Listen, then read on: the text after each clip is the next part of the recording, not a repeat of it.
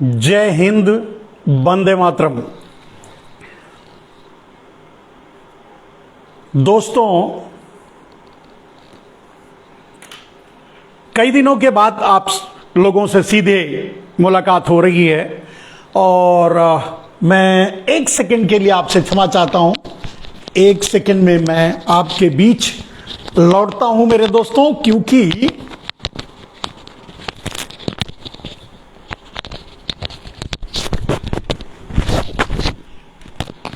बस एक क्षण।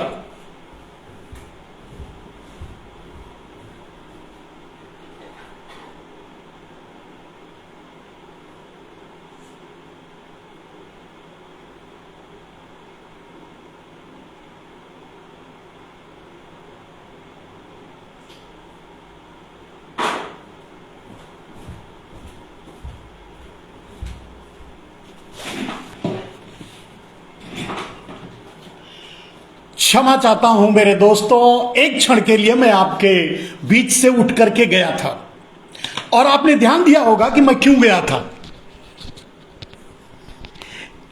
इसे आप व्यंग भी समझ सकते हैं। मैं इसलिए गया था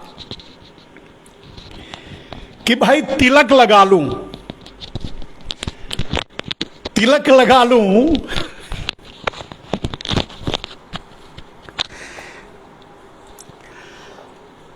तिलक लगा लूं, बचा रहूंगा, वरना कहीं नोटिस ना आ जाए। आप जानते हैं, एक बार जेल यात्रा करके आ चुका हूं 3 दिन के लिए।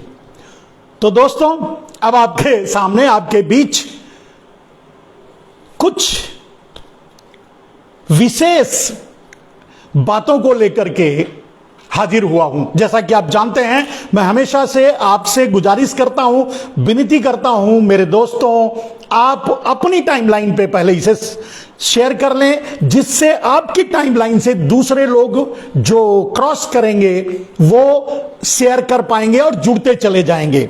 एक दूसरी चीज मेरे दोस्त, आपके अलावा, सोशल मीडिया के अलावा, आपके सहयोग के बिना कुछ भी नहीं हो सकता। आज मीडिया, आप जानते हैं, हमेशा से हम कहते हैं, खत्म हो चुका है। आप जैसे लोगों का ही सहारा है। आप ये ना समझिए कि आप एक वीडियो, एक लाइव देख रहे हैं। आप ये ना समझिए कि आप एक वीडियो शेयर कर रहे हैं। आप ये समझिए कि आप देश में क्रांति कर रहे हैं, क्रांति लाने का प्रयास कर रहे हैं और क्रांति का बीड़ा उठाए हुए हैं। आपके कंधों पर बहुत बड़ा बोझ है मेरे दोस्तों, और उस बोझ को मैं समझता हूं, उस बोझ को आप बखूबी निभा भी रहे हैं।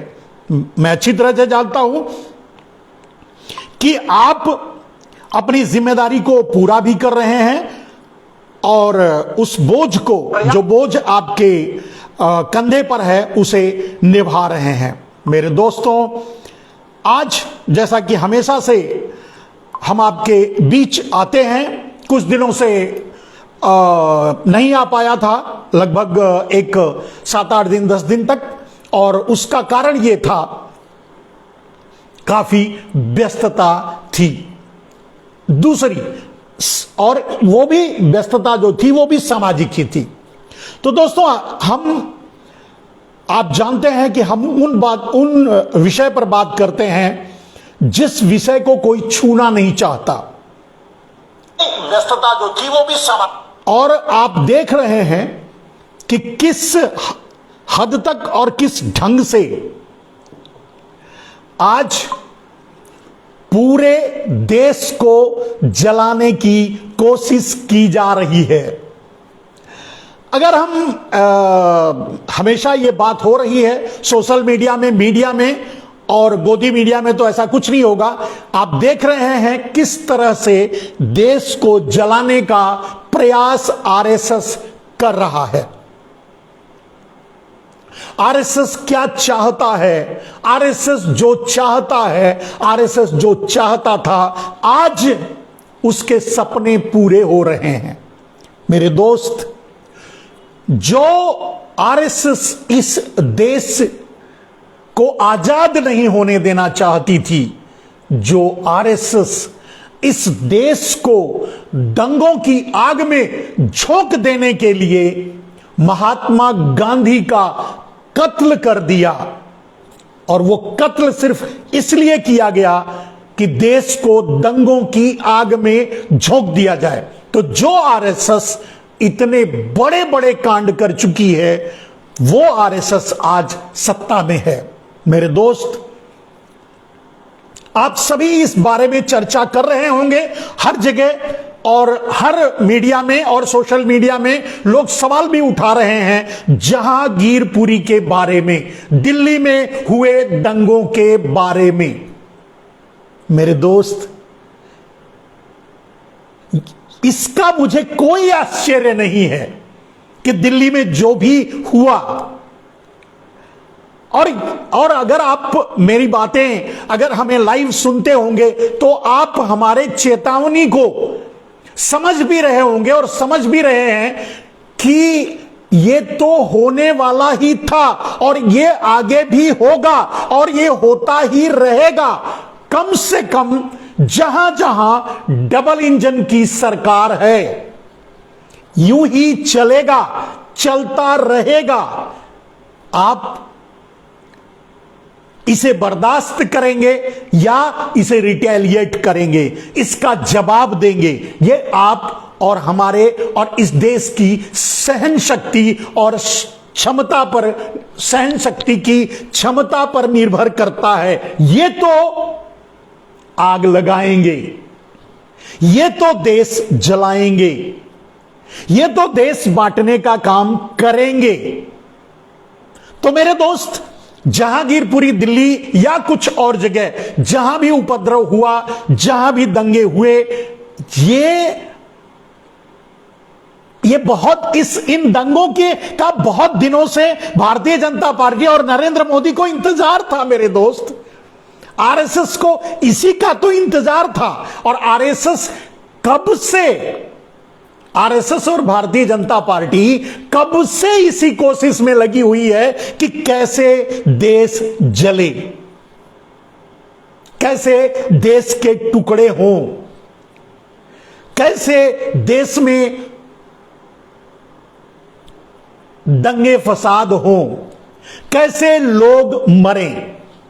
क्योंकि आप जानते हैं मौत से इनका पुराना नाता है। भारतीय जनता पार्टी के बारे में मैं पहले कह चुका हूं मेरे दोस्त, मैं कई बार लाइव किया हूं कि जब ये जनसंघ थे और जनसंघ से भारतीय जनता पार्टी की ओर बढ़ने लगे, तब से ये कत्लेआम शुरू किया था।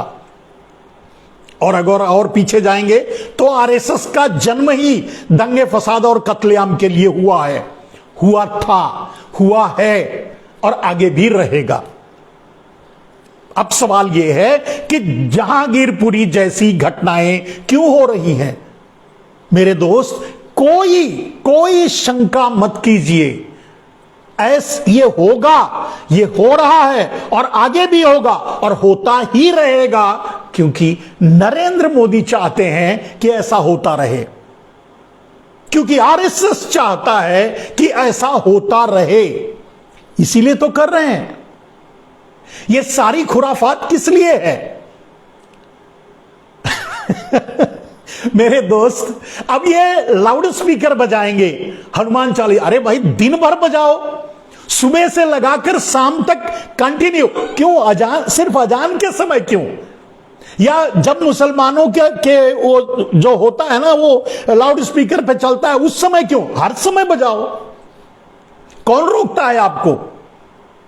लेकिन नहीं, प्रश्न यह नहीं है कि इनकी अंतरात्मा जाग चुकी है, प्रश्न यह नहीं है कि इनमें धर्म जाग चुका है, प्रश्न यह नहीं है कि इनकी श्रद्धा जाग गई है, इनका लगाव जाग गया है भगवान श्री राम से या बजरंग बली से, ऐसा कुछ नहीं है। इनकी शरारत मात्र एक साजिश का हिस्सा है और वो साजिश रच रही है भारतीय जनता पार्टी, आरएसएस और उसके दूसरे जो गैंग हैं वो। और ये रचते रहेंगे, ये करते रहेंगे। तो किसी भी मतलब दंगे और फसाद और इस तरह की घटनाओं पर कौन कर रहा है, क्यों कर रहा है, क्यों करवा रहा है, किसने पत्थर फेंका, किसको पत्थर लगा, पहले किसने चलाया, ये कोई मायने नहीं रखता।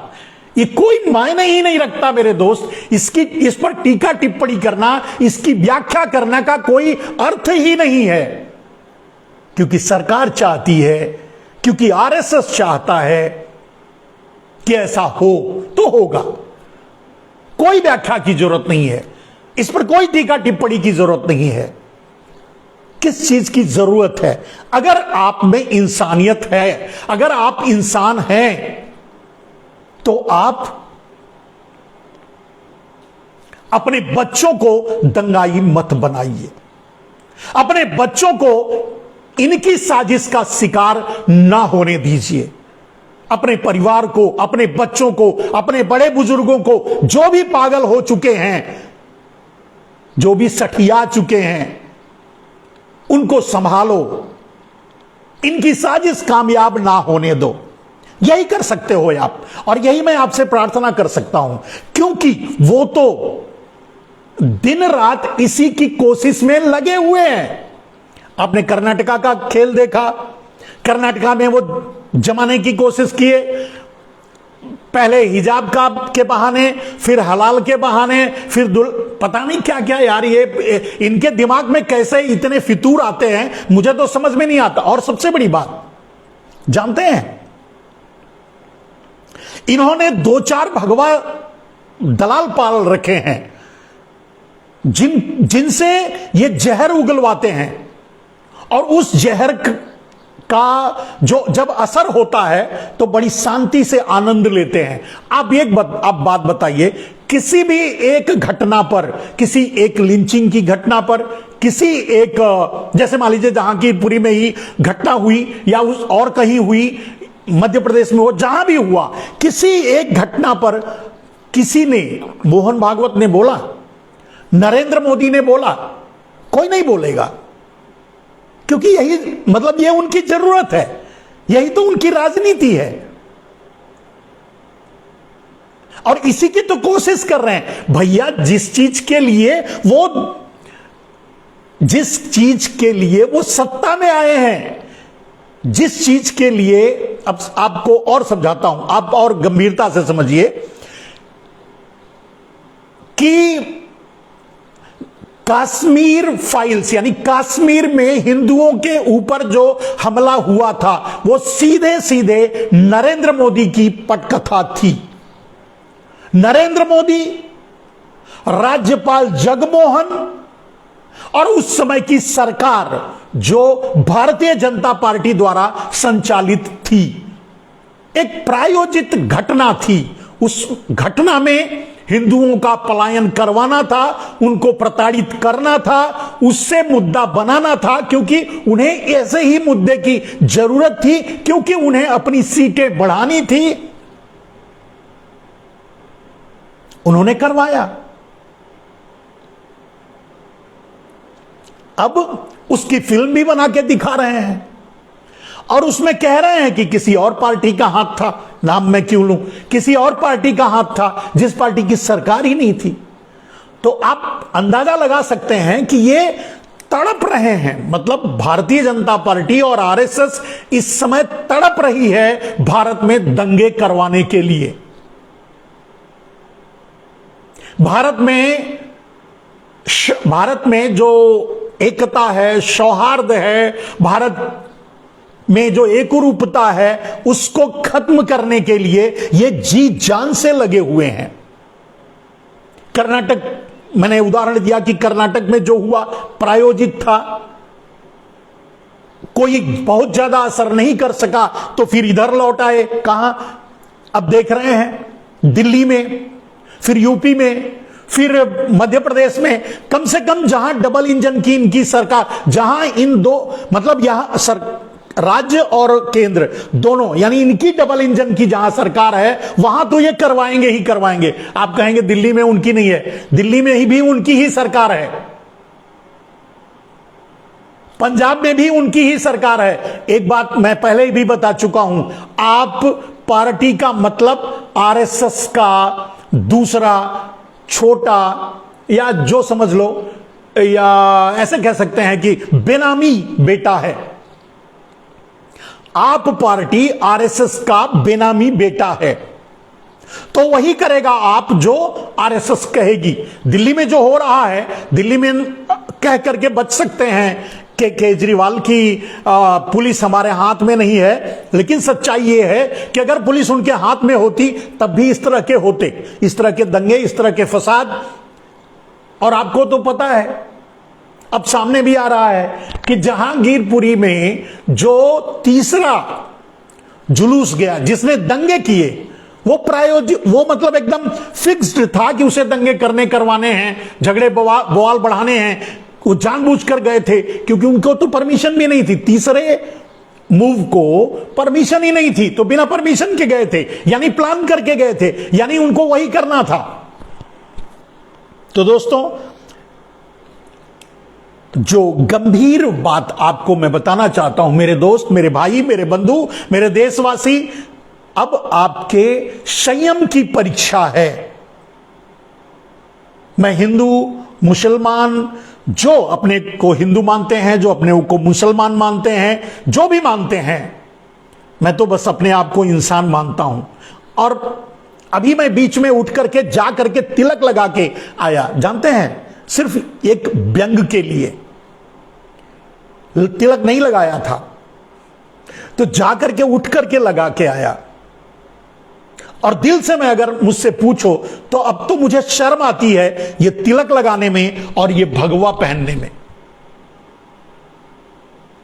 क्यों जानते हैं? क्योंकि ये तिलक लगाकर और ये भगवा पहनकर कुछ दल्ले बलात्कार करने की धमकी दे रहे हैं। बजरंग मुनि, नरसिंह आनंद और पता नहीं चिन्मय आनंद और सच तो यह है कि ये सब बलात्कारी हैं, तो धमकी नहीं दे रहे हैं, ये तो है ही बलात्कारी। क्या रहे हैं, सच तो यही है। ये जो कह रहे हैं वो सच है, और ये कर भी सकते हैं, ये कुछ भी कर सकते हैं। बलात्कार इनके लिए छोटी सी बात है, और करते होंगे, कर रहे हैं। कोई जरूरी नहीं किसी खास समुदाय या किसी खास के साथ, सबके साथ। आपने देखा होगा चिन्मयानंद या कौन सा संत था जो नंगा होकर तेल मालिश करवा रहा था, वो लड़की क्या थी, वो भी तो हिंदू ही थी। तो ये बलात्कारी हैं, और इसीलिए शर्म आती है कि ये भगवा पहनने और तिलक लगाने में, इसीलिए शर्म आ रही है। लेकिन बीच में लाइव छोड़ करके शुरू करके भी ध्यान भूल गया था, मैंने देखा जब कैमरे में तो नहीं था, तो मैं जा करके लगा के आया। क्योंकि जब भी मैं इस तिलक को देखूं तो अपने चेहरे पे कालिक पुती हुई नजर आए, मुझे समझ में आए कि कैसे कैसे भगवाधारी है मेरे दोस्त। शर्म आती है, और सचमुच शर्म आती है भगवा पहनने में। अब सचमुच शर्म आती है, यह सच है मेरे दोस्त, यह दिल की बात कह रहा हूं।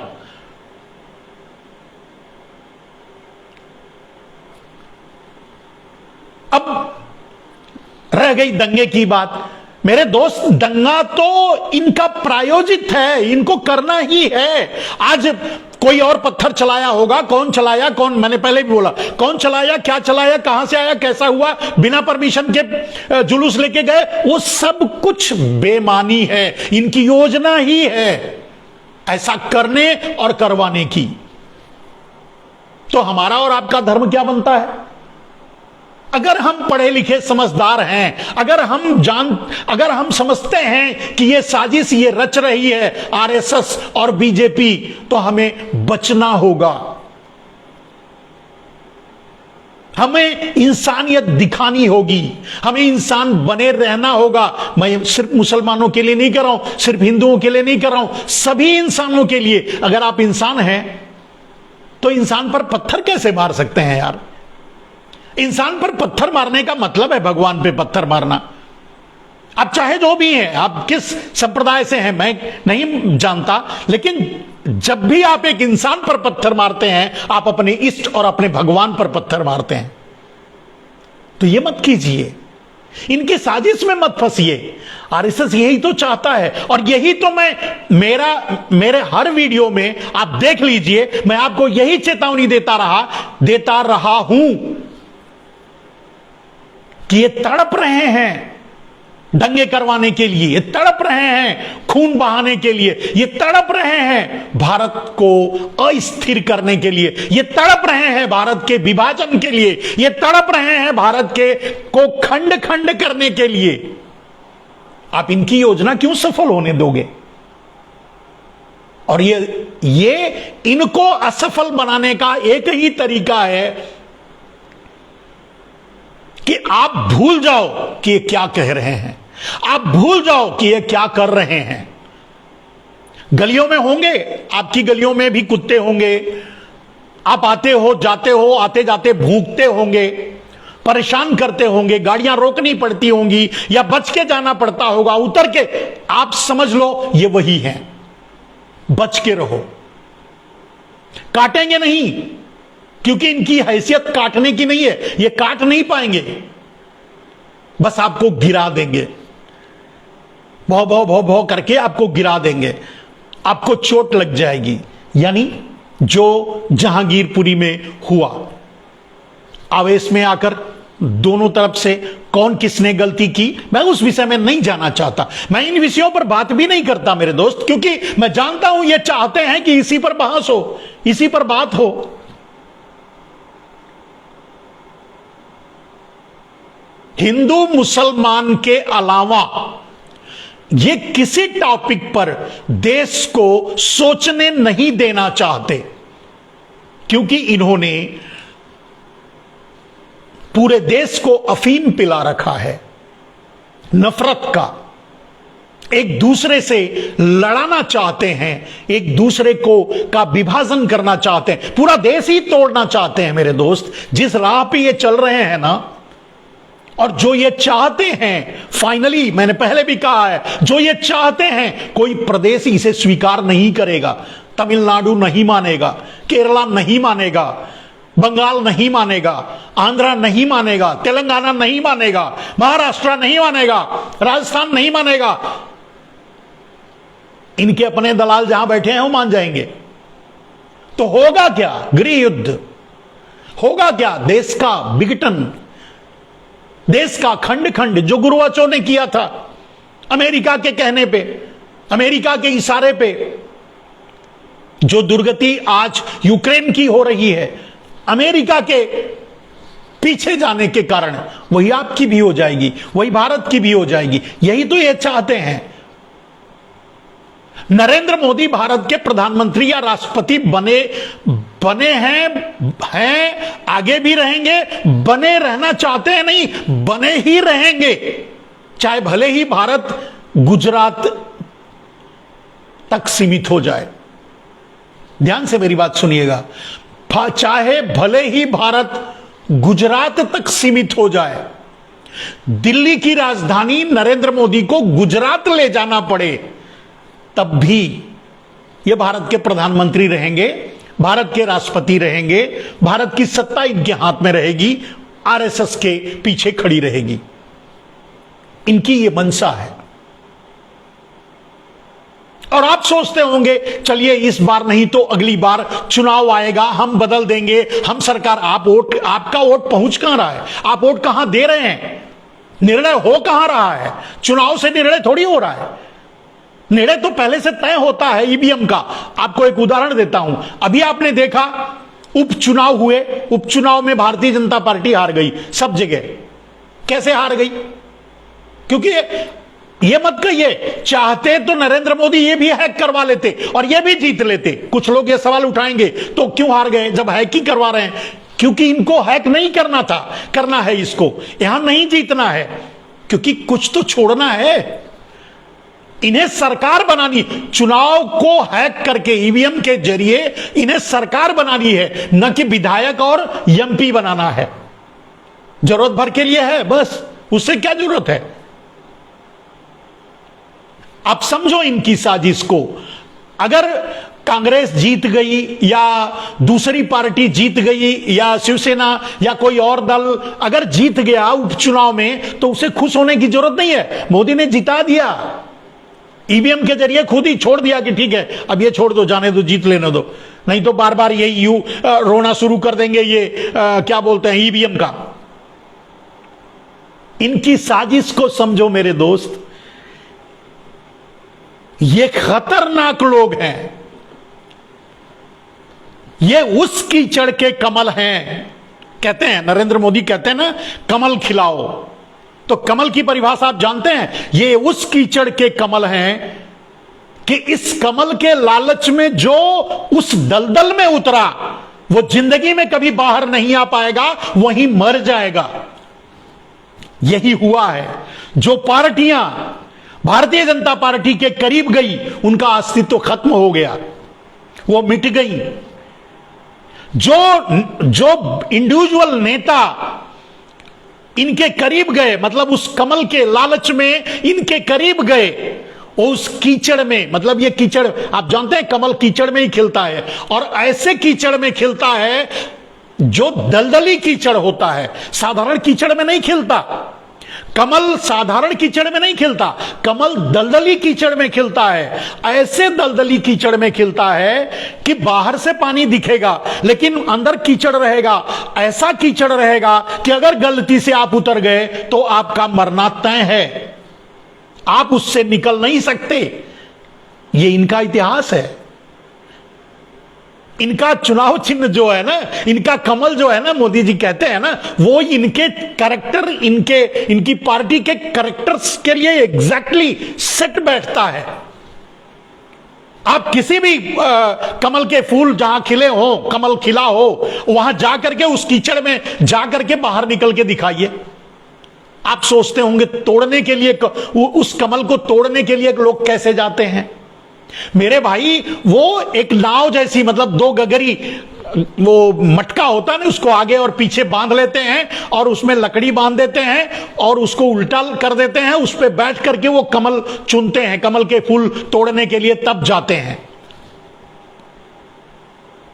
यानी कमल जहां भी है वो दलदल है जहां अगर आप उतर गए तो आपकी जिंदगी गई। आप पार्टी के साथ उतर गए तो आपकी पार्टी गई। और कीचड़ तो कीचड़ ही दे सकता है ना, कीचड़ तो कीचड़ ही फैला सकता है ना। भारतीय जनता पार्टी और आरएसएस वो कीचड़ है जो पूरे देश को, पूरे देश के लोगों को, पूरे भारत को उस दलदल में घसीट देना चाहती है, उस दलदल में, उस कीचड़ में उतार देना चाहती है जहां से हजारों साल भारत उसी दलदल में फंसा रह जाए, उसी कीचड़ में फंसा रह जाए, बाहर ना निकल सके। मेरे दोस्त, जिस दिन से भारतीय जनता पार्टी की सरकार बनी है, आप बताइए कोई त्योहार आपने खुशी खुशी मनाया है? कारण चाहे जो भी रहा हो, कोरोना रहा हो, कोई दुर्घटना रही हो, कोई रेल की, कोई इसकी, कोई उसकी, कोई भी त्योहार खुशी खुशी आप नहीं मना सके हैं। और अगर कोई त्योहार मनाने का अवसर आया, जब कोई आपदा विपदा अगर ना भी हो, जैसे इस समय कुछ नहीं है, तो ये खुद बन जाएंगे कीचड़, ये खुद मतलब बन जाएंगे मौत, ये खुद मौत की तरह आपके सर पे छा जाएंगे। कहने का मतलब है ना ये जिएंगे ना ये जीने देंगे। तो आपको और हमको क्या करना चाहिए? ना ये जीने देंगे ना जिएंगे, तो हम और आप क्या करें मेरे दोस्त? दोस्तों, आप बड़ी तेजी से जुड़े हुए हैं, बड़े ज्यादा लोग जुड़े हुए हैं और आप बड़ी तेजी से कमेंट भी लिख रहे हैं। मैं आपके कमेंट का जवाब दूंगा मेरे दोस्त, लेकिन थोड़ा धैर्य रखिए, मैं अपनी बात पूरी कर लूं, फिर आपके सवालों का जवाब दूं। आप जुड़े रहिए, आप इसे लोगों तक शेयर करते रहिए। तो मैंने कहा कि एक संत इस तरह की बात बोलता है, बलात्कार करने का ऐलान करता है, चैलेंज करता है, तो इनकी मंशा ही है जो जहांगीरपुरी में हुआ, जो दिल्ली में हुआ, ये होता ही रहेगा, होगा ही, और ये करेंगे, ये मानेंगे नहीं, ये ऐसे चलाएंगे। इसके बचने का एक ही तरीका है, सिर्फ और सिर्फ आप इंसान बनिए, अपने बच्चों को दंगाई मत बनाइए, मीडिया देखना भूल जाइए, टीवी देखना बंद कर दीजिए। 59 चैनल से भी ज्यादा, यानी 99%, अब मैं तो समझता हूं एनडीटीवी, न्यूज 24, एक दो चैनल को छोड़ करके बाकी सब अडानी अंबानी का चैनल है, तो भूल करके भी टीवी ऑन ही मत कीजिए, ऑफ करके रख दीजिए, पैक कर दीजिए। तभी आप बचे रहेंगे, तभी आपके बच्चे बचे रहेंगे, तभी आपके बच्चे दंगाई नहीं बनेंगे। अपने बच्चों को बचाइए, अपने आगे आने वाली पीढ़ी को बचाइए। तो मेरे दोस्त, दूसरी बात जो कह रहे हैं कि मैंने कहा कि इन सब चीज के लिए, ये जो दंगे होंगे, दंगे होते रहेंगे, इन सब चीज के लिए आपको तैयार रहना है। फिर से एक बार और मैं आपको बड़े दावे के साथ ये कह रहा हूं कि ये सिलसिला चलता रहेगा, ये दंगे करवाते रहेंगे। आरएसएस अब देश को एकदम से कीचड़ में घुसेड़ देने तक मानेगी नहीं, और तब तक किसी को समझ में भी नहीं आएगा मेरे दोस्त। जब तक देश पूरी तरह से नंगा नहीं हो जाएगा, जब तक देश के हर आदमी के हाथ में कटोरा नहीं आ जाएगा, हर आदमी भीख नहीं मांगने लगेगा, हर आदमी खाने के बगैर मरने नहीं लगेगा, भारत जब तक श्रीलंका नहीं बन जाएगा, तब तक भारत फिर टर्न होने की स्थिति में नहीं है, मतलब यू टर्न नहीं कर सकता। भारत में जागरूकता तब आएगी जब श्रीलंका से भी बदतर स्थिति में भारत पहुंच जाएगा। लोगों के पास खाने के लिए नहीं होंगे, लोगों के पास कपड़े नहीं होंगे, लोगों के पास घरों में बिजली नहीं होगी, पानी नहीं होगा। लोग जब तरसने लगेंगे, मरने लगेंगे, तब बाहर निकलेंगे, तब क्रांति करेंगे। तब जिस तरह से किसान पूरे दिल्ली को घेर करके 13 महीने बैठे रहे और उनको भी इन्होंने ठग दिया, धोखा दिया, चीट कर लिया, उसी तरह से आपको भी बैठना पड़ेगा सालों साल। क्रांति की शुरुआत ऐसे ही होगी। इनकी गलतियों की इंतहा जब होगी, तभी क्रांति की शुरुआत होगी, तभी देश में बदलाव शुरू होगा। इंतजार कीजिए, अपने बच्चों को दंगाई होने से बचाइए, अपने बच्चों को, क्योंकि ये अपने बच्चों को नहीं उतारते दंगा में। अमित शाह का कोई बेटा, मोदी का तो है भी नहीं आगे पीछे, अमित शाह का कोई बेटा या दूसरे भारतीय जनता पार्टी के कोई बेटे बेटी हैं, वो कहीं आते हैं दंगे में क्या, कहीं झंडा लेकर, या कहीं इस दंगे में भी कोई कहीं देखा आपने क्या? नहीं, ये अपने को तो विदेश भेजते हैं, हमारे और आपके लिए ये कानून बनाते हैं कि आप मुसलमान बहका करके इनकी बहन बेटियों से शादी कर लेते हैं, इसके लिए कानून बनाते हैं, ऐसा कहते हैं। और इनके अपने घरों में मुस्लिम दामाद हैं, और सबसे, मैं समझता हूं भारतीय जनता पार्टी को तो मुस्लिम दामाद सबसे ज्यादा पसंद है।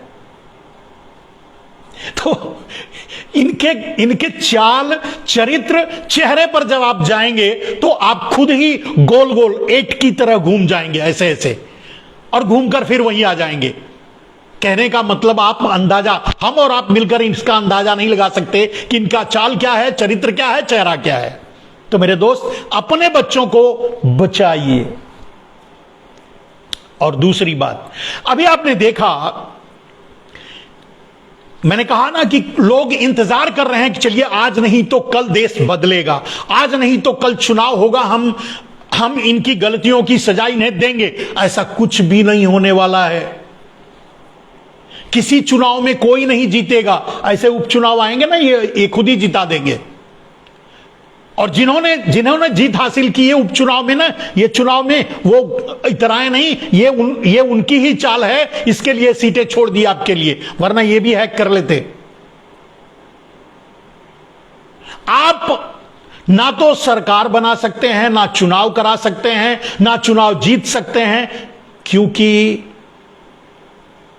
ईवीएम से चुनाव होगा, इलेक्शन कमीशन इनके हाथ में है, जुडिशरी इनके हाथ में है, जब चाहेंगे जो चाहेंगे वही होगा, मीडिया इनके हाथ में है। मेरे दोस्त, अभी आपने देखा टेनी का मोनू, मीडिया में, सोशल मीडिया में बड़े हमारे अजीत भाई हैं, अजीत अंजुम जी और क्या बोलते हैं अविशाल शर्मा जी, बड़े दावे से ठोक ठोक करके आज कह रहे थे कि जेल फिर से जाएगा जेल। मैं बोलता हूं नहीं जाएगा जेल, ये फिर से कोई रास्ता निकाल लेंगे। जुडिशरी इनके जेब में है यार, सुप्रीम कोर्ट कैंसिल कर दिया, फिर से सुप्रीम कोर्ट में और बड़ी, उसी में और 2-4 बेंच बना करके डालेंगे और फिर से जमानत करवा लेंगे, ये नहीं जाएंगे जेल। अरे भाई, उसका बाप क्या है, क्या बोलते हैं, गृह राज्य मंत्री है वो, उसका बेटा जेल जाएगा? जेल आपके लिए, हमारे लिए है। ठीक उसी समय ये हमें उठाकर जेल में डाल दिए थे और मोनू मिल नहीं रहा था, और हमारे लिए स्क्वाड का गठन हो गया, क्या क्या जाने दो, कभी और इसकी कथा सुनाएंगे।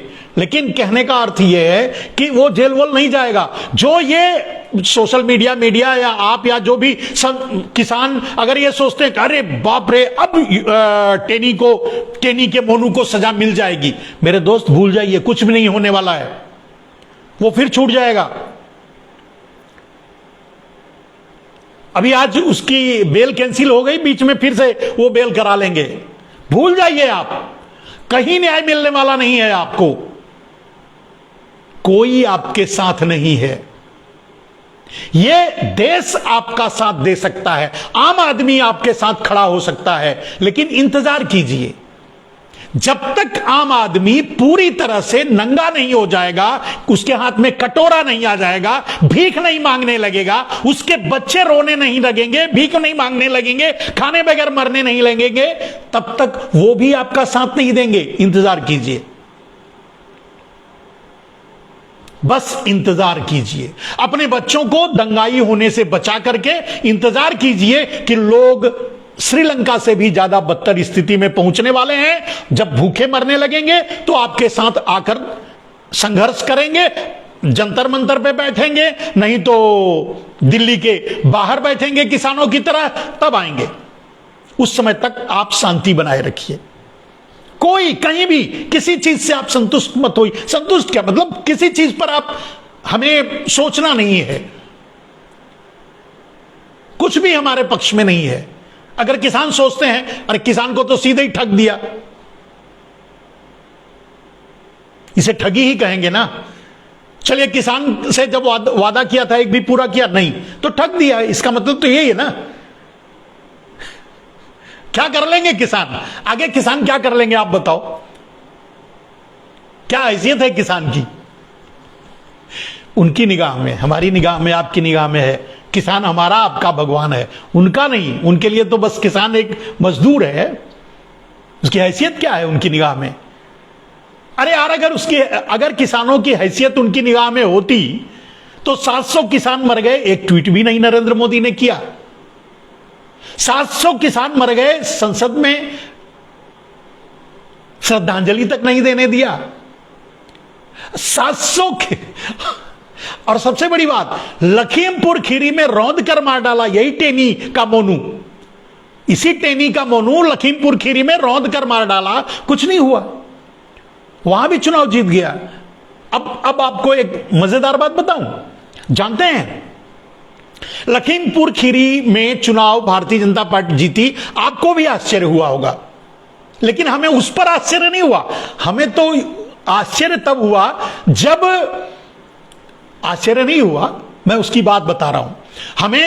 हम आपको बता दें कि केशव प्रसाद मौर्य हारे तो मैं हंसा, मैं पहले भी कह रहा था। केशव प्रसाद मौर्य उस कैंडिडेट से हार गए जिनकी कोई अपनी औकात नहीं थी, वो आज विधायक बनी है, अच्छी बात है, लेकिन वो नहीं जीतने वाली थी, केशव प्रसाद मौर्य ही जीतते। तो आप कहेंगे तो केशव प्रसाद मौर्य क्यों हार गए?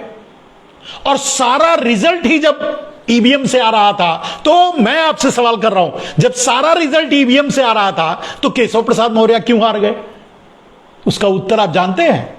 केशव प्रसाद मौर्य इसके पहले उड़ने लगे थे कि उन्हें मुख्यमंत्री बनना है, और मुख्यमंत्री की रेस के लिए खड़े हो गए थे।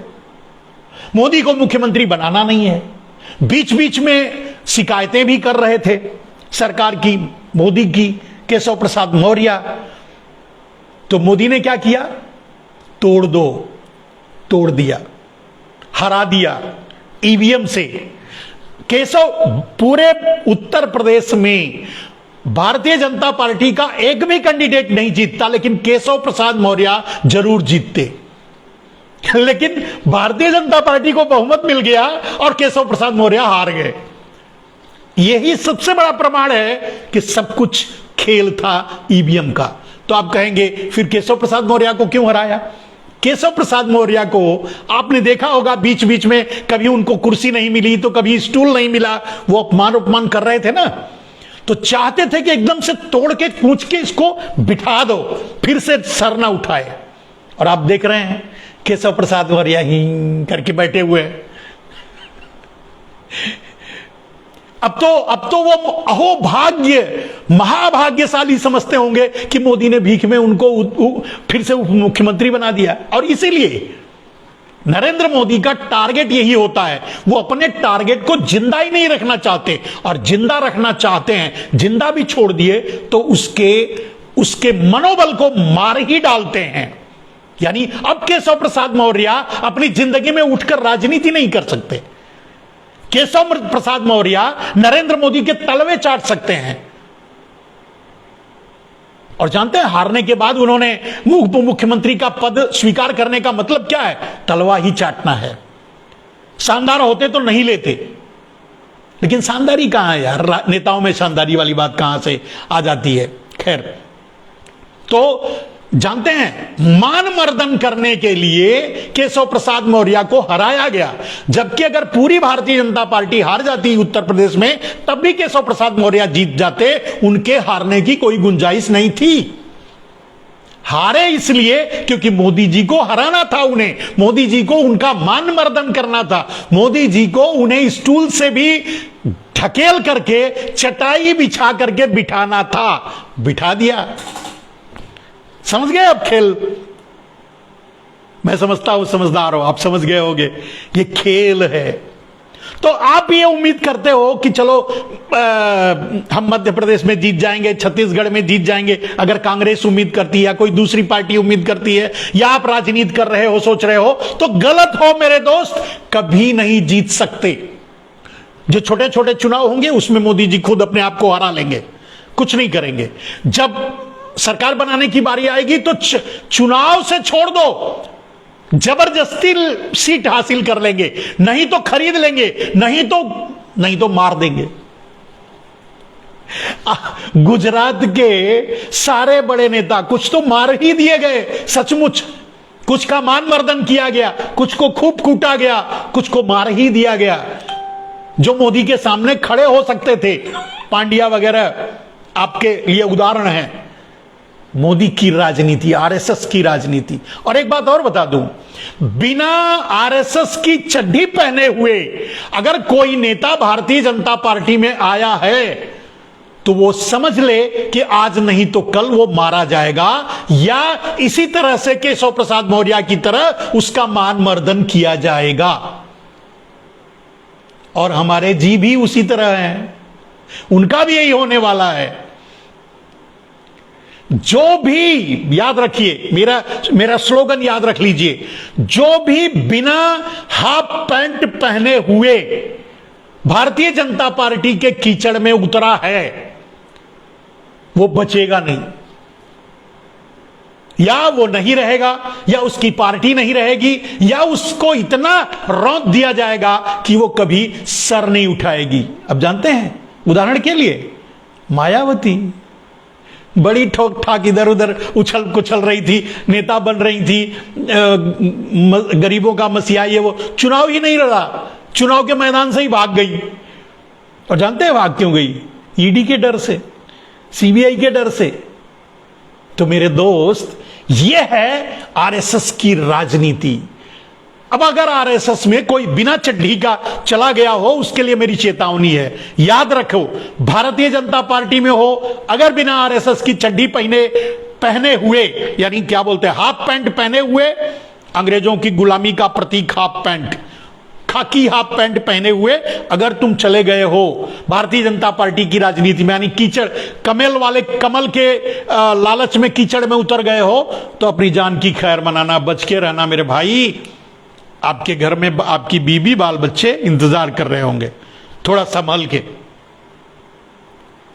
और प्रार्थना करना भगवान से कि आपका मान मर्दन करके केशव प्रसाद मौर्य की तरह मोदी जी आपको छोड़ दें, मारे ना जान से। जान तो बची रहेगी, जान है तो जहान है यार। तो भारतीय जनता पार्टी की राजनीति करने से पहले ये बातें सोच लेना। दूसरी चीज, अब आते हैं मेरे दोस्त, तो चुनाव का इंतजार करना गलत है। देश को चुनाव का इंतजार करने की जरूरत नहीं है। चुनाव में कुछ होने वाला नहीं है। जितने चुनाव होंगे उसमें नरेंद्र मोदी जीतेंगे। उपचुनाव में भले ही आपको दे दें सीट, कुछ सीटें जरूरत नहीं है तो भले ही आपको दे देंगे, लेकिन जब सरकार बनाने की बारी आएगी तो चाहे चुनाव से हो, चाहे डंडे से हो, चाहे खरीद से हो, चाहे पैसे से हो, चुनाव वही जीतेंगे, सरकार वही बनाएंगे, प्रधानमंत्री वही बनेंगे, राष्ट्रपति वही बनेंगे, सब कुछ वही बनेंगे। मैंने कहा, देश के टुकड़े टुकड़े करके देश की सीमा गुजरात भर में सीमित हो जाए तब भी नरेंद्र मोदी राष्ट्रपति बने रहेंगे। उदाहरण पूछो, मुझसे पूछिए कि उदाहरण क्या है। अरे भाई, चीन आकर के आपके देश में गांव बसा दिया है और मोदी जी सबके घरों पर बुलडोजर चला रहे हैं। वो घर हमारे लिए, हमारे सम्मान, भारत की अस्मिता, भारत की इज्जत, भारत की मान मर्यादा का प्रतीक हमें मुंह चिढ़ा रहा है, उस पर नहीं बुलडोजर चला रहे हैं, उसका तो नाम ही नहीं ले रहे। समझ गए आप? यानी इनकी डील है चाइना और अमेरिका से, ये कुछ नहीं करेंगे, क्योंकि आज आप जो भी खा रहे हैं वो चाइना का ही खा रहे हैं। जो भी आपके देश में आ रहा है वो आपका लेबल भारत का है। जो हिंदुस्तान लीवर लिमिटेड है, जो प्रॉक्टर एंड गैम्बल है, जो बड़ी बड़ी कंपनियां, मल्टीनेशनल कंपनियां हैं, वो सारी की सारी, चाहे अमेरिका की हो, चाहे जापान की हो, चाहे कहीं की भी हो, जानते हैं सारे उत्पाद चाइना से लेता है, लेकर के आपके देश में सप्लाई करता है। बस, he is the king, China is the king for production. ये है साजिश। तो मोदी जी उनके घर पर बुलडोजर नहीं चलाएंगे। आप सोच रहे होंगे तो उनके घर पर बुलडोजर नहीं। कुछ लोग कह रहे थे कि अब ये दंगा करवाए हैं या अब ये टेनी के घर पे चलना चाहिए बुलडोजर, या उसके, अरे किसी के घर पे चलेगा बोलेगा नहीं यार, इनको घर से मतलब नहीं है। बुलडोजर इनको चलाना है तो मुसलमानों के घर पे चलाएंगे और कहीं नहीं चलाएंगे। और मुसलमान भाइयों से मेरी प्रार्थना है, मेरी विनती है, मेरे भाई हो आपको अब धैर्य, और बहुत जल्द होने वाला है, इंतजार कीजिए, धैर्य रखिए, इंतजार कीजिए, क्योंकि भारत श्रीलंका की कतार में खड़ा है। बहुत जल्द श्रीलंका बनने वाला है। जिस दिन भारत की दशा श्रीलंका होने वाली है, हो जाएगी, सारे निर्णय अपने आप हो जाएंगे। लोगों के पास खाने के लिए पैसे नहीं रहेंगे, कपड़े नहीं रहेंगे, बिजली नहीं रहेगी, पानी नहीं रहेगा, तो लोग पत्थर लेकर अपने घरों से निकलेंगे, मोदी जी को ढूंढेंगे। कहां है, कहां है मोदी जी का वो स्मार्ट सिटी, कहां है मोदी जी का वो क्या बोलते हैं अमृतकाल, कहां है, वगैरह वगैरह, ढूंढेंगे, उसका इंतजार कीजिए। मेरे कहने का अर्थ है मेरे दोस्त, क्रांति अब आम आदमी ही करेंगे, और इस चीज की लड़ाई हमें हिंदू और मुसलमान से नहीं शुरू करनी है। इसीलिए मैं अपने मुसलमान भाइयों से प्रार्थना करता हूं कि आप धैर्य रखिए, समय आ गया है, हर भस्मासुर का अंत हुआ है और वो अपने आप ही जलता है। और ऐसी बात नहीं है, हर युग में भस्मासुर हुए हैं और अपने आप जले भी हैं। हमको और आपको इंसान बनकर इस बात का इंतजार करना चाहिए कि ये कब अपनी गति को प्राप्त होंगे। क्रांति दरवाजे पर खड़ी है, देश के पास कोई रास्ता नहीं है। या तो देश लड़ेगा और या तो देश मरेगा, या तो देश लड़ेगा या तो देश भूखों मरेगा। नमक के लिए मरेगा, दाल के लिए, रोटी के लिए मरेगा। आज देखिए, आप सब्जी लेकर खा नहीं सकते, बाजार में आपके लिए कोई चीज उपलब्ध नहीं है। बाजार का जो भाव है उसको देखकर आपको डर लगता होगा। 1000 रुपए का सिलेंडर हो चुका है, 150 रुपए का पेट्रोल डीजल हो चुका है, होने वाला होगा। हमारे यहां तो 120-25 रुपए में मिल रहा है। अपने आप देश फैसला करेगा, देश आगे आएगा। देश, और जब एक बात समझ लो, हम और आप या एक आदमी कोई क्रांति नहीं कर सकता। 300 साल 250 साल तक अंग्रेज इस देश को रौंदते रहे और तब तक क्रांति नहीं हुई जब तक लोगों के सहन शक्ति की इंतहा खत्म नहीं हो गई। यही हमारी भारतीयता है। और इनडायरेक्टली कहें तो हम कायर हैं, हम बुज़दिल हैं, हम डरपोक हैं। इसीलिए मुट्ठी भर कुछ लुटेरे, कुछ गोरे, कुछ समुद्री डाकू आकर हम पर राज करके चले गए, क्योंकि हम कायर हैं। ऐसी बात नहीं है हमेशा कायर रहते हैं, हमारा खून भी खौलता है। अगर भारत का इतिहास देखें तो ऐसा नहीं है कि भारत का खून खौला नहीं है, हमारा खून भी खौलता है। लेकिन हम पूरी तरह से जब कुचल दिए जाते हैं ना, तब हम जागते हैं और तब हमारा खून खौलता है, और तब हम लड़ने के लिए आगे आते हैं, तब हम सामने आते हैं, तब देश सामने आता है। जब सब मिलके सामने आते हैं। ये लोग तो दलाल हैं, ये तो मिल जाएंगे जाकर के, चाहे कोई भी हो, चाहे डच हो, चाहे फ्रांसीसी हो, चाहे मुगल हो, चाहे अंग्रेज हो, चाहे ब्रिटिश हो, कोई भी हो, ये सब तो दलाली करते थे। ये जो हाफ पैंट पहनते हैं ना, ये दलाली का ही प्रतीक है, ये दलाली करते थे। लेकिन आम आदमी, किसानों की औरतें, हमारी माताएं और बहनें हसिया लेकर निकली, कुदाल लेकर निकली, फावड़ा लेकर निकली, अंग्रेजों को काट डाला।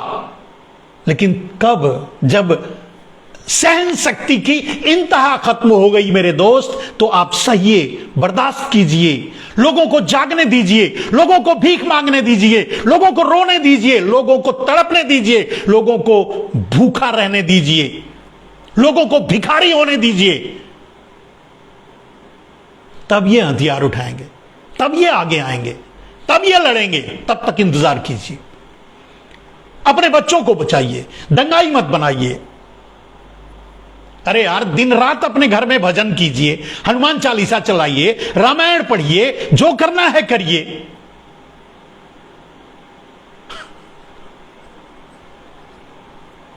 मुझे हंसी आती है मेरे दोस्त। हमारे ही एक ऋषि थे, हमारे ही एक, नाम नहीं लूंगा नहीं तो कुछ लोगों को मिर्ची लग जाएगी।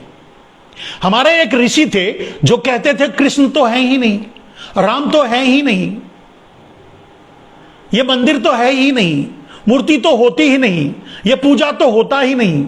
हमारा ही एक ऋषि और उनकी पूजा होती है, और हम समझते हैं 1/3 हिंदू उनको मानते हैं। दुर्भाग्य से मैं भी वो किताब पढ़ चुका हूं। अब अगर भगवान नहीं है, कृष्ण नहीं है, राम नहीं है, वो सब कपोल कल्पना है, अगर आपका ऋषि कहता है, तो आप खुद अंदाजा लगा लीजिए कि हिंदू कितने दिग्भ्रमित रहते हैं हमेशा। लेकिन कोई उनका विरोध नहीं करता।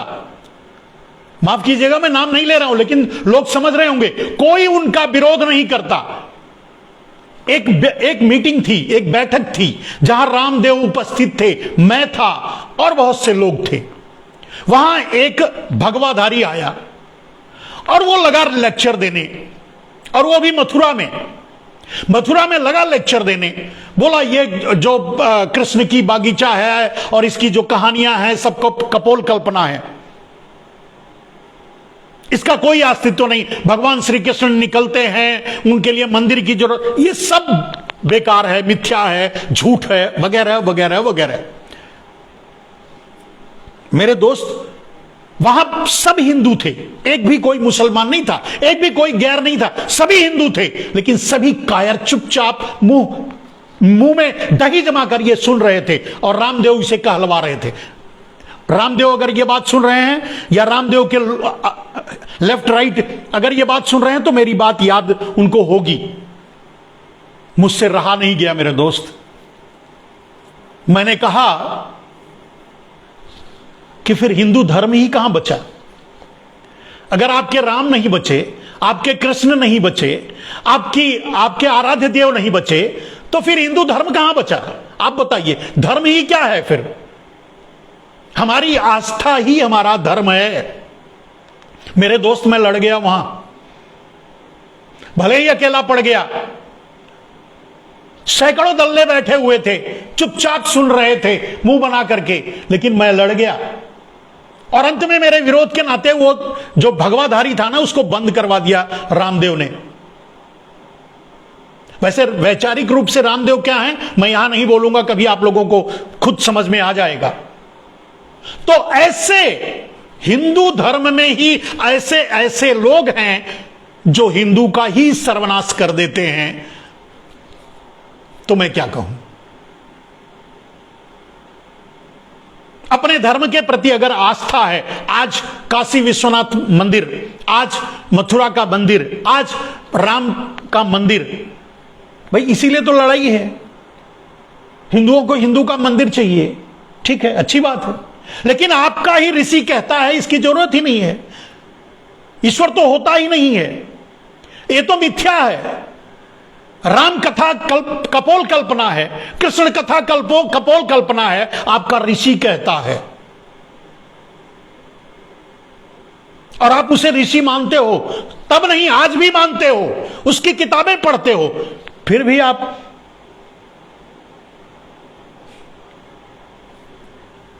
अब वो ऋषि है, वो ऋषि है जो हिंदुओं की आस्था और धर्म का विरोध करता है, माने आस्था और प्रथा का विरोध करता है, वो ऋषि है। लेकिन अगर कोई वही वामपंथी, यानी राहुल संस्कृतायन ने कई किताबें लिखी हैं, कुछ किताबें मैंने भी पढ़ी हैं, राहुल संस्कृतायन ने जो किताब लिखी उसको वामपंथी कहा गया, उसको क्या बोलते हैं, नास्तिक कहा गया, ये कहा गया, वो कहा गया। मैं तो समझता हूं भारत का कम से कम 20% से ज्यादा जो उस ऋषि के अनुयायी हैं, 20% से ज्यादा भगवान को नहीं मानते, मतलब मूर्ति पूजा में विश्वास नहीं रखते उसके अनुसार। तो वो क्या है? वो भी वामपंथी हैं, वो भी कम्युनिस्ट हैं। खैर, वैसे एक बात बताऊं, हिंदुओं का सर्वनाश हिंदुओं ने ही किया है, और सबसे बड़ा सर्वनाश का सबसे बड़ा प्रमाण सामने है कि जो अपने हैं हिंदुओं ने ही उन्हें जबरदस्ती मुसलमान बनाया, इस्लाम कबूलवाया, और उन्हीं को आज अपना दुश्मन मानते हैं। अरे भाई, आपका भाई आपसे अलग हो गया, आपने ही किया, आपने ही बंटवारा किया, आपने ही अपने से अलग कर दिया, और आज आप उसको सबसे बड़ा दुश्मन मानते हो। यह कौन सी नीति है यार? यह किस सिद्धांत की बात कर रहे हो आप? तो खैर, मतलब अब मैं उस विषय पे नहीं जाऊंगा कि कितनी भ्रांतियां हैं, और अगर हिंदू धर्म का कोई सर्वनाश किया है तो हिंदुओं ने ही किया है। पूरी दुनिया सबसे पौराणिक अगर धर्म कोई है तो वह हिंदू धर्म है, लेकिन उसका सर्वनाश करने वाले और उसका विनाश करके ये जो सारे धर्म नहीं, जो सारे संप्रदाय हैं, जैन, बौद्ध और सिख और जितने भी हैं, सब हिंदू से ही निकले हुए हैं। और जानते हैं, किसी न किसी कारण बस कोई ना कोई कारण रहा है, और वो कारण रहा है हिंदुओं की अपनी ही उत्कंठा, हिंदुओं की अपनी ही गलती, अनैतिकता। मेरे दोस्त, मैं गवाह हूं, मैं बचपन में एक समुदाय, यानी क्या कहते हैं, छोटी जात, क्या वो SC ST, उनको कुएं से पानी नहीं लेने दे रहे थे। एक छोटी जात की औरत थी, मैं अपने बचपन की बात बता रहा हूं मेरे दोस्त। एक छोटी जात की औरत थी, वो चप्पल पहन के आती जाती थी। उसको इतना ये गाली देते थे, इतनी गंदी बात कहते थे, इतना उसको मुद्दा बनाए, इतना इश्यू बनाए कि इस जात की होकर के ये चप्पल पहन के चल रही है। मेरे दोस्त, मैं बहुत छोटा था, फिर भी मुझे बात समझ में आ रही थी। मैं फिर भी उस उम्र में भी मैंने लड़ाई लड़ी। क्या शर्म नहीं आती आपको? ये कौन है? ये हिंदू है और इसको इस तरह से प्रताड़ित कर रहे हो, इसको इस तरह से लज्जित कर रहे हो। वो चप्पल नहीं पहन सकती। क्यों नहीं पहन सकती भाई? कहने का अर्थ यह है कि हमारे हिंदुओं ने ही इतना सर्वनाश किया है अपने ही धर्म का, जिसका किसी को, मतलब हिंदुओं को कोई दुश्मन की जरूरत नहीं है। हिंदू अपने आप का ही दुश्मन है और इसीलिए लोग हिंदुओं से अलग हुए हैं, इसीलिए इस्लाम बना है, इसलिए क्रिश्चियनिटी बनी है, इसलिए दूसरे धर्म बने हैं, जैन बौद्ध ये वो सब सिर्फ इसीलिए बना है क्योंकि हिंदुओं ने कभी अपनों को अपना नहीं समझा और अपनों को ही प्रताड़ित किया है। यह है हिंदुओं की हकीकत। खैर, भी उसमें जाने से क्या फायदा। तो मेरे दोस्त, आपको हिंदू नहीं, आपको मुसलमान नहीं, आपको क्रिश्चियन सिख ईसाई नहीं बनना है, आपको इंसान बनना है। और इंसानियत के नाते किसी का भी खून बहाना ईश्वर का कत्ल करने के बराबर है। अल्लाह, गुरु, यीशु, जिसको भी आप मानते हैं, उसका कत्ल करने के बराबर है, क्योंकि कहा जाता है इंसान में ही भगवान होता है। इंसानों से प्यार करो यार। बजरंगबली के लिए भोंपू बजाने के लिए आपस में कत्ल कर ले रहे हो, यह कौन सी इंसानियत है यार? कौन सा हिंदू, किस हिंदू धर्म में लिखा है, किस धर्म में लिखा है यह बात?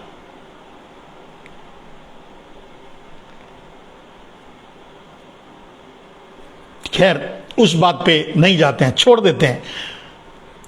मुझे कुंठा होती है इन सब बातों से, क्योंकि मैं क्या कहूं मेरे दोस्त, मुझे समझ में नहीं आता कि लोग क्यों नहीं समझते। तो मैंने क्या कहा कि मेरे दोस्त, इंतजार कीजिए, बस इंतजार कीजिए। नरेंद्र मोदी खुद जिस अवतार को लेकर के, भस्मासुर के अवतार को लेकर लोगों को भस्म करने निकले हैं, वो खुद भी भस्म होंगे। और जानते हैं, वही भस्म करेंगे आम जनता। आम जनता जब लोगों के हाथों में कटोरा आ जाएगी, लोगों के बच्चे भूखे मरने लगेंगे, लोगों के बच्चे पढ़ लिख नहीं पाएंगे, और वो होने वाला है। कितने दिन तक 5 किलो अनाज देकर आपको भीख देंगे बताइए? जब एफसीआई अडानी का हो जाएगा तब थोड़ी देंगे। कितने दिन तक? और मेरे दोस्त, आप जानते हैं, खैर इस विषय पर मैं कभी और बोलूंगा, जरा सा हिंट दे देता हूं। आपको लगता है कि प्रधानमंत्री नरेंद्र मोदी हैं? मुझे तो नहीं लगता। मुझे तो लगता है कि भारत के प्रधानमंत्री अडानी हैं, और इसका प्रमाण भी आप देख लीजिए, और इसके बारे में भी मैं बताऊंगा आपको।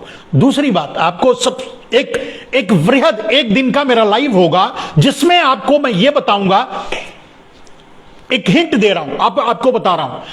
अडानी एयरपोर्ट, मतलब एयर इंडिया नहीं खरीद रहे हैं, हवाई जहाज नहीं चला रहे हैं, लेकिन एयरपोर्ट क्यों खरीद रहे हैं? चलिए, अडानी शिपिंग कंपनी नहीं चला रहे हैं, लेकिन शिप नहीं चला रहे हैं, लेकिन पोर्ट क्यों खरीद रहे हैं? अडानी रेल नहीं चला रहे हैं, ट्रेन नहीं चला रहे हैं, लेकिन स्टेशन क्यों खरीद रहे हैं? आप जानते हैं क्यों? बहुत बड़ी साजिश है। इस साजिश का खुलासा मैं अब अगले एपिसोड में करूंगा। जब मैं अगली बार लाइव आऊंगा तो आपको बताऊंगा, क्योंकि आज का समय मेरे ख्याल से हो चुका है मेरे दोस्त। मैं अभी थोड़ा और आपके बातों को और आपके सवालों का मैं जवाब दूंगा, लेकिन आप इस पर मनन कीजिए। देखिए, अडानी हवाई जहाज नहीं चलाना चाहते, हवाई जहाज नहीं खरीद रहे हैं। दूसरी कंपनियां भले ही, जैसे टाटा ने एयर इंडिया को लिया, लेकिन एयरपोर्ट खरीद रहे हैं। अडानी पोर्ट खरीद रहे हैं, मतलब शिपिंग पोर्ट खरीद रहे हैं, शिप नहीं खरीद रहे हैं। अडानी रेलवे नहीं खरीद रहे हैं, रेलवे स्टेशन खरीद रहे हैं, रेलवे लाइन खरीद रहे हैं। अडानी ट्रक नहीं खरीद रहे हैं, ट्रक नहीं चलवा रहे हैं। अडानी रोड खरीद रहे हैं। आप जानते हैं क्यों? एक बहुत खतरनाक साजिश के तहत। अभी एक छोटा सा उदाहरण आपको दे दूं, आप इस पर मनन कीजिए, इस पर अध्ययन कीजिएगा। आप भी मुझे लिखिएगा, आप भी मुझे बताइएगा, सजेशन दीजिएगा। मेरे दोस्त, अगर अडानी एयरपोर्ट खरीद लिए तो जितनी भी एयरलाइंस है वो ऑटोमेटिक चुटकियों में और क्या कहते हैं, मतलब रद्दी के भाव में उनके पास आ जाएंगी। आज भले ही टाटा ने एयर इंडिया खरीद लिया या कोई और इंडिगो चला रहा है, कोई और दूसरी एयरलाइंस चल रही है, सारे की सारी एयरलाइंस अडानी की हो जाएगी और वो चुपचाप दे देंगे। जानते हैं कैसे?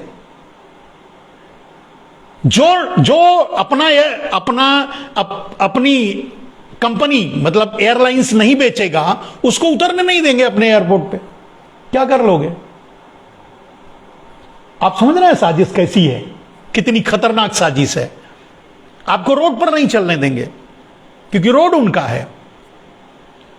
आपको स्टेशन पर नहीं चलने देंगे, रेलवे आपसे रेलवे खरीदवा लेंगे। आप भी थोड़े पैसे इन्वेस्ट कर लो, आप समझोगे मैं रेल चला रहा हूं, क्योंकि स्टेशन अडानी का है। वो एक दिन बोलेंगे कि आप अपना सब कुछ मुझे बेच दो। नहीं बेचोगे? कैसे नहीं बेचोगे? नहीं बेचोगे तो मैं चलने नहीं दूंगा। आप हवा में थोड़ी ट्रेन लेके जाओगे, तो फाइनली उनको दे दोगे। शिपिंग पोर्ट क्यों खरीद रहे हैं? पोर्ट इसलिए खरीद रहे हैं कि आप चाहे कितनी भी शिपिंग कंपनियां चला लो, शिप खरीद लो, चलाते रहो, लेकिन जिस दिन मैं चाहूंगा, यानी अडानी जिस दिन चाहेंगे, बोलेंगे सारी शिपिंग कंपनियां मुझे चाहिए आज की आज, तो उसी दिन सबको बेचना पड़ेगा अडानी को। अब अंतिम चीज, गोल गोल जो बात समझ लो, कि जब सब कुछ अडानी के हाथ में होगा तो प्रधानमंत्री भी अडानी का होगा। कोई जरूर थोड़ी कि मोदी ही होंगे। अडानी के घर में और भी चपरासी होंगे, अडानी ने और भी पाल रखे होंगे, अडानी के घर में कोई और भी होगा जो उनका ड्राइवर होगा, गाड़ी का चलाता होगा या कुछ होगा, या उनके घर में चाय वायर सामान वामान खरीद के लाता होगा, उसको बना देंगे प्रधानमंत्री। क्या कर लोगे आप? जानते हैं, यह पूंजीवाद की इंतहा है। अडानी उस साजिश का हिस्सा है और वो साजिश पूरे देश के साथ कर रहे हैं। इस पर मैं अलग से एक लाइव करूंगा मेरे दोस्त। यह बहुत खतरनाक साजिश रची जा रही है। आज मैं हिंट दिया, कभी मैं और आपसे जुड़ूंगा तो इस पर मैं पूरे व्याख्या के साथ आपके सामने रखूंगा कि अडानी एयरपोर्ट क्यों खरीद रहे हैं, एयरलाइंस क्यों नहीं। अडानी पोर्ट क्यों खरीद रहे हैं, शिप क्यों नहीं। अडानी रेल क्यों नहीं खरीद रहे हैं, स्टेशन क्यों खरीद रहे हैं, रेलवे क्यों नहीं। रेलवे लाइन और स्टेशन क्यों खरीद रहे हैं, रेल क्यों नहीं। क्योंकि बाकी सारी चीजें मुफ्त में मिलेंगी उन्हें। दूसरे लोग औने पौने दाम दे करके भाग जाएंगे। यानी इस भारत का आगे चल करके सबसे बड़ा उद्योगपति भी अडानी होंगे और प्रधानमंत्री भी अडानी होंगे। अब अडानी तो प्रधानमंत्री की कुर्सी क्या करेंगे लेकर के, अपने किसी चपरासी को बिठा देंगे, काम से मतलब है। मोदी भी क्या है। मैंने पहले से ताल ठोक कर यह कहा था कि नरेंद्र मोदी किसान बिल वापस नहीं ले सकते। जिस दिन लेंगे उस दिन इनका इस्तीफा जग जाहिर हो जाएगा। सब कुछ वही हो रहा है। किसान बिल वापस नहीं हुआ है, किसानों के साथ धोखा हुआ है। यही बात मैं पहले भी कह रहा था, यही बात अब कह रहा हूं, किसानों के साथ धोखा हुआ है। किसानों की कोई बात नहीं मानी जाएगी। किसान बिल लागू हो चुका है, कभी और इसके बारे में बताएंगे। तो मेरे दोस्त, आज के लिए बस इतना ही, इस प्रार्थना के साथ, इस विनती के साथ कि मेरे भाई, मेरे देशवासी, मेरे बंधु, आप इंसान बनिए, हिंदू मत बनिए, मुसलमान मत बनिए, सिख ईसाई मत बनिए, और कुछ मत बनिए, सिर्फ इंसान बनिए और अपने बच्चों को बचाइए दंगाई बनने से। मेरी प्रार्थना है। मैं शर्मिंदा हूं कि मैं भगवा पहनता हूं। मैं शर्मिंदा हूं कि मैं ऐसा वस्त्र पहनता हूं जिस वस्त्र को बजरंग मुनि, नरसिंहानंद और चिन्मयानंद जैसे लोग धारण करते हैं। मैं इसके लिए शर्मिंदा हूं। आज के लिए बस इतना ही। जय हिंद, वंदे मातरम दोस्तों।